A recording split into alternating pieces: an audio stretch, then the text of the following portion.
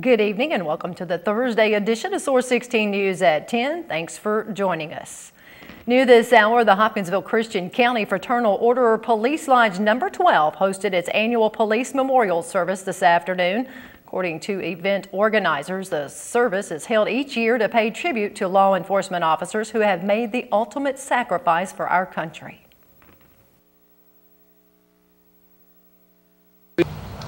But one thing I think that we can do is to have profound gratitude for those people who have paid the ultimate price.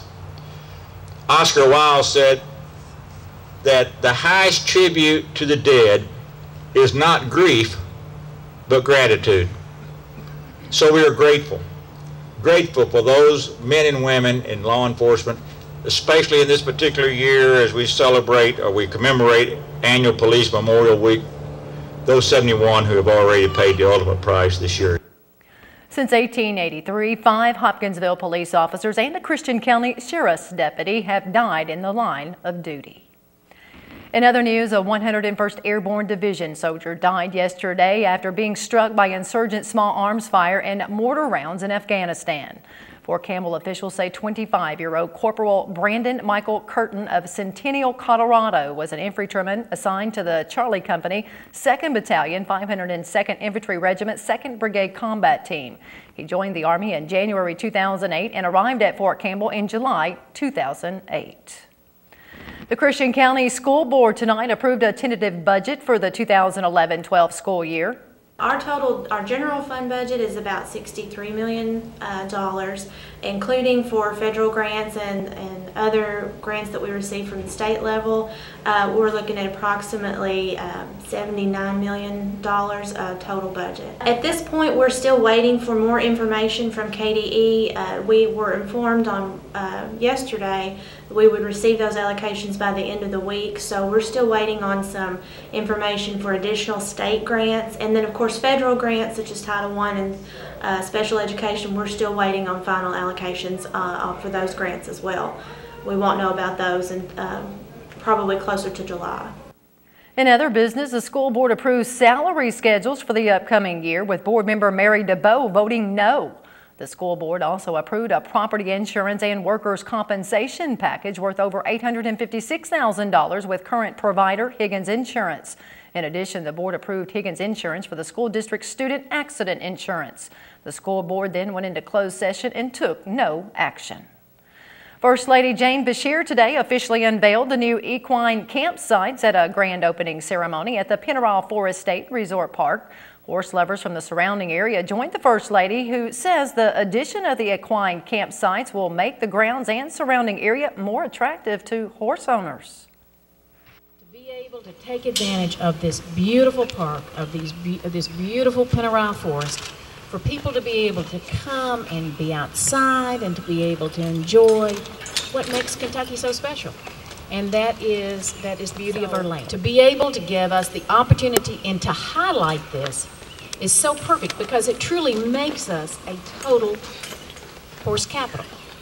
Horse capital of racing and thoroughbreds, but horse capital of trail riding, horse capital of showing with our Kentucky Horse Park and our Fair and Exposition Center and so many other areas. Friends of Penneral President Jenny Sewell talked about the many attractions at the park, which she referred to as, quote, Western Kentucky's best-kept secret. Located in the Penneral are 14 miles of mountain biking trails, alluded to previously, and 20 miles of hiking trails. A second beautiful lake, the Penneral Lake, with a hiking trail totally encircling it, which offers swimming, fishing, paddle boats, a beach, a lodge with restaurant, dining and lodge rooms, 18-hole golf course, cabins, regular camp, with the tremendous previously existed recreational opportunities of the Penneral and this beautiful keystone development. The slogan of the Penneral is destined to become the Penneral is the best adventure tourism spot in Western Kentucky. Parks Commissioner Jerry Vandermeer, Adventure Tourism Director Elaine Wilson, Christian County Judge Executive Steve Tribble, Hopkins County Judge Executive Donald Carroll, and several horse lovers from the surrounding area joined the First Lady at the dedication and ribbon cutting ceremony. Horse lovers can now enjoy the new campsites and all the amenities, an energy-efficient bathhouse, and 40 miles of horse trails the park has to offer. Mineral Forest State Resort Park is located in Dawson Springs near the Christian-Hopkins County line. After commanding the front line for more than a year in Afghanistan, Fort Campbell's Major General John Campbell and Command Sergeant Major Scott Schroeder will be returning to the local Army post tomorrow. For the past year, Campbell and Schroeder have been responsible for the operations in the Combined Joint Task Force 101 and Regional Command East. Major General Campbell and his headquarters element began their rendezvous with Destiny in June 2010. Officials say this deployment is notable because most of the 101st Airborne Division was in Afghanistan at the same time. According to Fort Campbell, the mission of the RC East was to conduct counterinsurgency operations, protect the Afghan people, and defeat insurgents. We'll have more details about this arrival or about their arrival at 6 and 10 tomorrow night. A Fort Campbell soldier charged in a fatal wreck that claimed the life of a Hopkinsville woman last year is scheduled to go on trial next week. Source16 has learned that the Commonwealth offered Ryan Kristoff a plea deal, but he reportedly declined the offer.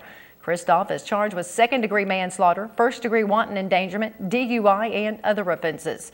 As we previously reported, on January 13th of last year, Kristoff was driving west on Canton Pike at 86 miles per hour in a 40-mile-per-hour speed zone when he crashed head-on into a car driven by 73-year-old Norma Cook, who was later pronounced dead at Jenny Stewart Medical Center. Kristoff's trial is scheduled to take place Monday morning and will likely last for 2 days. Several area high schools will be conducting graduation ceremonies in the next couple of days. Here's a list of ceremonies taking place in Source16's viewing area. Fulton County High School will be having their graduation ceremony tomorrow night at 7 at the school's football field. Grays County High School will host their graduation ceremony tomorrow night at 6:30 at the CCHS Eagles Nest. Mayfield High School will have its graduation ceremony tomorrow night at 8 at the MHS Sports Arena. Heritage Christian Academy will host their graduation ceremony tomorrow night at 6:30 at the James E. Bruce Convention Center, and University Heights Academy is holding their graduation ceremony tomorrow night at 7:30. Meanwhile, some other schools will be holding graduation ceremonies next week. Callaway County High School seniors will be graduating Tuesday night, May 24th at 6:30 at the CFSB Center on the Murray State campus. Marshall County High School will be conducting its graduation ceremony Friday, May 27th at the high school. Christian County High School will have their ceremony Friday night, May 27th at 5 o'clock at the Stadium of Champions, followed by Hopkinsville High School's graduation ceremony at 8:30. Trigg County High School will host its ceremony Friday night, May 27th at 7 at the school's gymnasium, and Murray Independent School District will have its graduation ceremony Sunday afternoon, May 29th at 2 o'clock at Murray State's Lovett Auditorium. Hopkinsville Mayor Dan Kemp wants to know your thoughts on his proposed budget of fiscal year 2011-12. Mayor Kemp launched a budget recommendation website just to get public input. The website lists key budget information, which includes the proposed budget for fiscal year 2011-12, a public safety municipal building project video and fact sheet, and a copy of the proposed capital and operations budget for fiscal year 2011-12. Mayor Kemp says, quote, "Our administration is continuing its commitment to being as transparent as possible. It's part of the reason why we began the Community Conversation series." The mayor's budget recommendation will then be reviewed by the Hopkinsville City Council during tonight's Committee of the Whole meeting. After 20 years of dedicated service, a Hopkinsville police officer is retiring. Major Chris Patterson spoke to Source16 about how he felt about his upcoming retirement. I mean, it's sad that I'm moving on. I'm going to miss a lot of the people. I've done a lot of things here in the city, and I mean, it's going to be, for 20 years you get used to waking up and putting uniform on and coming to work, and I mean, it's going to be different, but I'm looking forward to it. Meanwhile, Patterson says he looks forward to retirement after 20 years of crime fighting in Hopkinsville. I don't really have any major plans right now. I'm gonna I have my own business that I'm running right now, and I'm gonna try to get that going, and just kind of take it easy for a while and then just kind of figure out what I'm going to do. Patterson's last day of employment is next Wednesday. A Graves County man was injured in a wreck last night after police say he passed out at the wheel and his vehicle overturned. Around 6:30, state police say 24-year-old Christopher Crafton of Mayfield was traveling on Kentucky 1890 when near Kentucky 303. He passed out and his vehicle ran off the side of the roadway and overturned. He was transported by ambulance to Jackson Purchase Medical Center where he was admitted for his injuries. In other news, a Christian County man is behind bars after an alleged armed robbery at a Hopkinsville residence last night. 19-year-old Ecundio Cousins of Hopkinsville was arrested by Hopkinsville police and charged with first-degree robbery. Police report last night around 11 o'clock, officers were dispatched to an East 21st Street residence in reference to an armed robbery. When officers arrived, the male victim told police a suspect, now identified as Cousins, approached him in his backyard and demanded his money. When he refused, the victim told police Cousins pointed a gun to his face and then fled on foot. The victim's black leather wallet was recovered, but police were not able to locate his cell phone. The report says a background check revealed Cousins currently has an outstanding warrant and he was booked into the Christian County Jail on a $2,000 cash-only bond.